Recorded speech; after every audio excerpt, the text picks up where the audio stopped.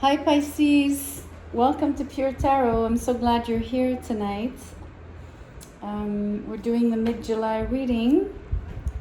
It is really hot where I am. I have the fan going. I hope you don't mind. If you don't mind the noise. There's no way I can do the reading without. You have the Seven of Pentacles right here coming out for you as an overarching energy. You're contemplating something, you're really hoping something pans out, bears fruit for you. Ten of Swords in reverse. Let's see what else.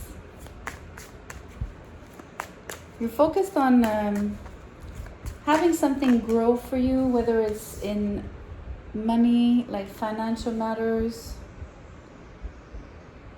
or maybe just expand your business. So without necessarily making the money right away, but expanding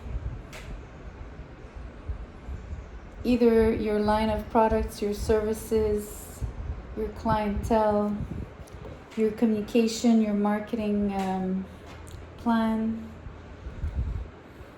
We also have the Seven of Wands that came out. I'm going to draw some more cards. So far, I guess your efforts have been met with resistance, definitely. Oh, and the Devil.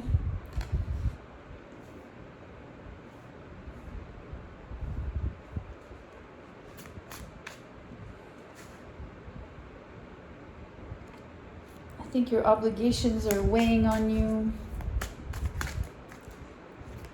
They could be other obligations, right? Keeping you from maybe investing more time and effort.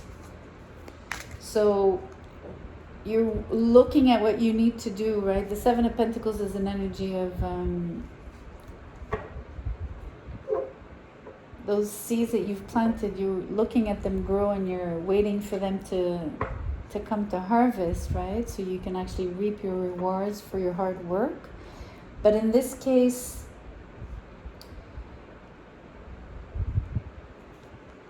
this waiting energy is actually forced upon you by maybe being sidetracked,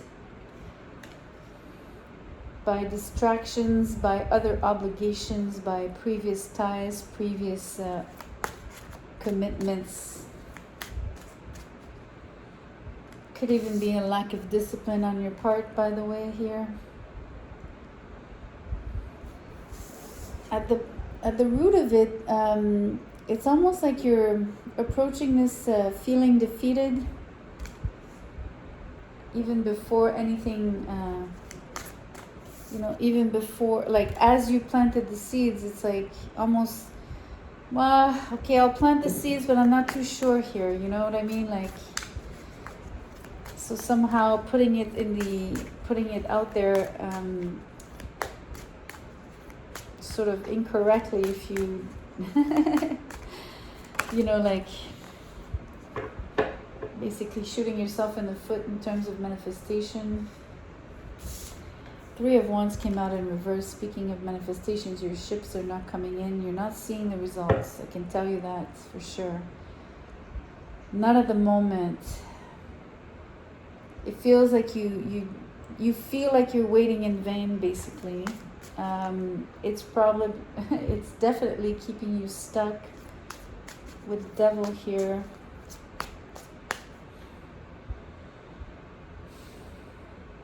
Feeling at your all-time low, like you're in the pits of hell. So how low can you get? You can't get any lower than hell, right? It's supposed to be beneath the earth. So, and obviously beneath anything, right? So, yeah, feeling an all-time low here. It's I have to say, really, the this Ten of Swords and the Seven of Wands, it's really your attitude, right?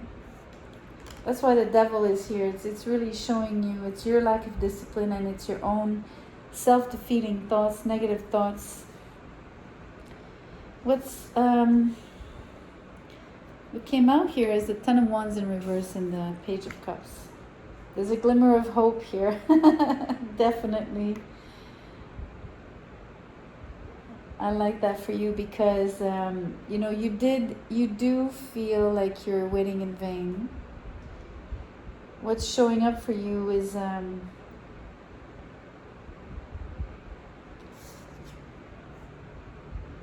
can I say this?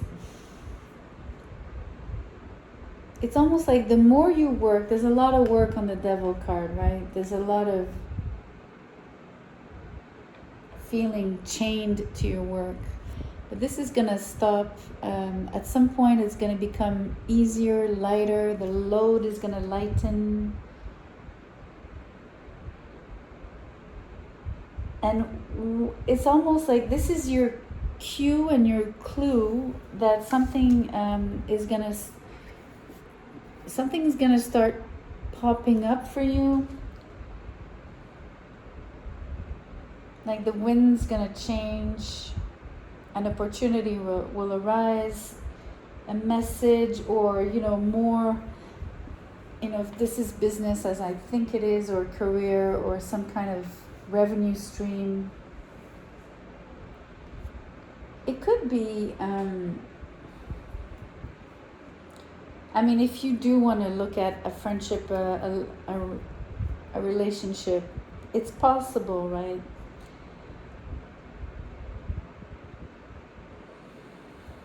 It's possible.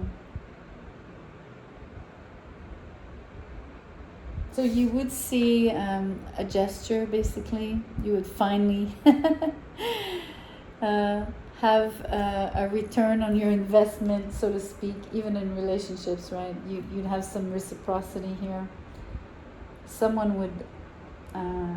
it's interesting because I'm getting that it might not even be from the person that you were trying to, you know, whose door you were knocking on.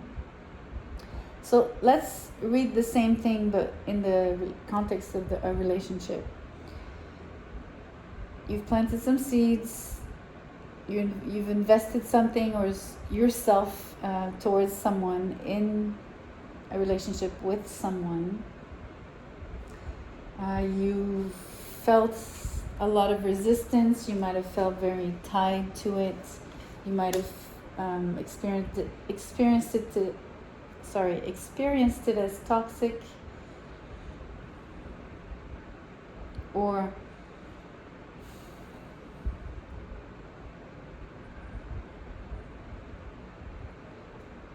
felt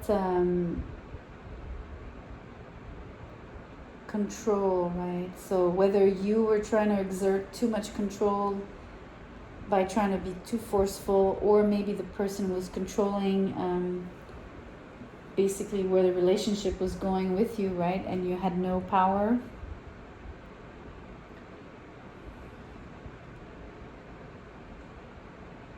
It's interesting. I still get that at the onset, even if the context of a relationship, you might have thought, well, this will never work with this person, you know. You might have thought, this is a long shot. They're never going to like me.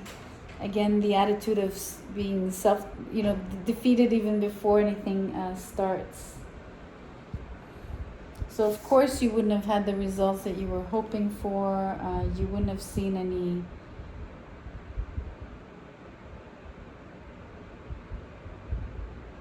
You wouldn't have seen anything bloom or anything...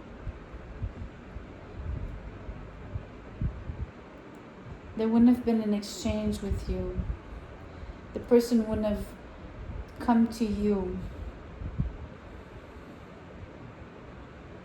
So in this context, what was toxic is you were always the one making the moves, whatever they may be, right? Whatever you did. Messages, invites, anything.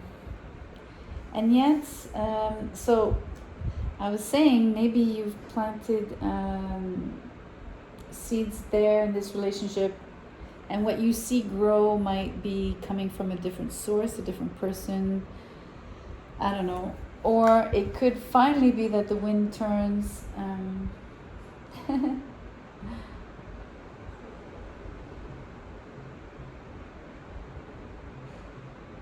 You know what's interesting? I think what really makes it change, the wind change, the situation change, is you dropping it, you walking away kind of thing, where you're tired of working on it, you're tired of carrying this relationship because you're the only one carrying it. So, you know, it's almost like it's one-sided basically. All the efforts are only on your part, but suddenly it creates an opening, and I think it has to do with the control thing. I think that the less hands-on you are, basically, that's how you create the opening.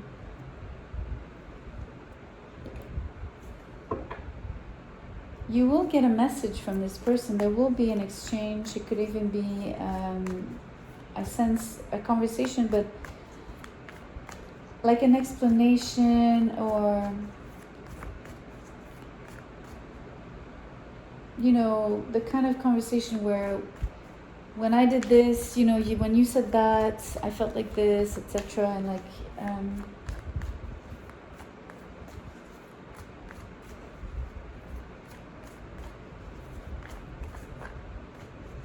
that kind of.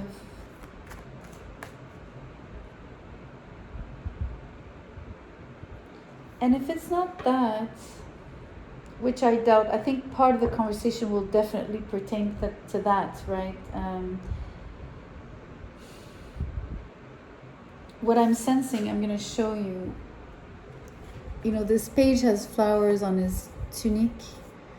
So these seeds, they weren't necessarily plants with, you know, fruits or vegetables. They were maybe seeds for flowers, and the flowers have bloomed. So once the opening happens, you suddenly see sweetness, you see beauty. There's something quite fragrant, yes. You know, between the two of you.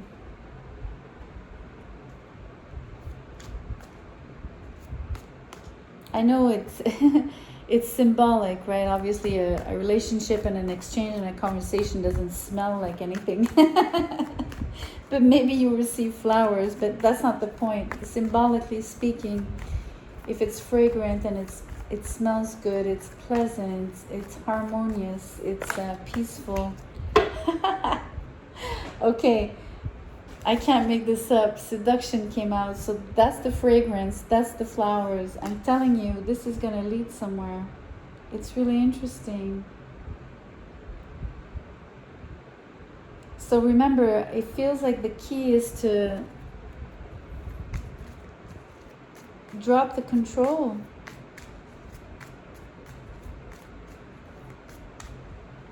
Drop the obsession. Also drop the repeatedness, right? The same old, right? Always, obviously, isn't it obvious if you always do repeat the same things, you can't expect change, that kind of thing.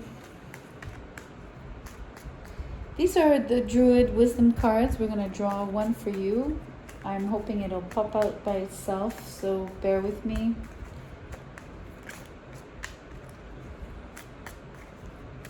It's beautiful because it started off pretty rocky in the sense that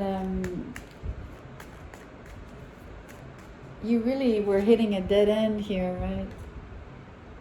But suddenly it's beautiful. It's really, I think I'm going to call it the wind change. The wind changes. Something like that. The wind turns. Isn't that what you say? I'm French, right? So obviously, I hope it's not too cumbersome for you. It's certainly a hindrance for me when I look for my words, but I hope it's not too difficult for you to listen to me. Anyway, I'm not going to spend too much, I'm not going to dwell on that. Look at this. These are dolmen's circles, stones, standing stones. It's called the Druid Circle. Old stones hold secrets better than past lovers could. Whisper your dreams to the standing stones, and those wishes will come true. And then it reads, place pink opal by the bed for peace and calm. It's really interesting because, you know, it says whisper your dreams to the standing stones. And I told you, there's something that you do when you drop, right? When you finally sort of let go of that clench and that, you know, clinging. Once you do, it's like whispering your dreams and basically giving it to source and really just sort of surrendering to the higher powers, right? And it says, and those wishes will come true. So I mean, those standing stones become either angels acting in your favor, or just the universe doing its thing, right? Namely, what is for you will not pass you by. So, but there's something to be said about maybe keeping the dream alive. I think that's important, because this letting go, it's a shift in attitude, and it's a shift in how you were approaching the situation of the person, right? And how you were doing it. But it's not giving up on the person, the relationship per se. That's a beautiful read. It's a beautiful turnaround. So I'm really happy for you, Pisces. Good. So on this note, I'll end the reading here. Thank you so much for being here. Please like, share, and subscribe. I'll see you on the next one. Thank you.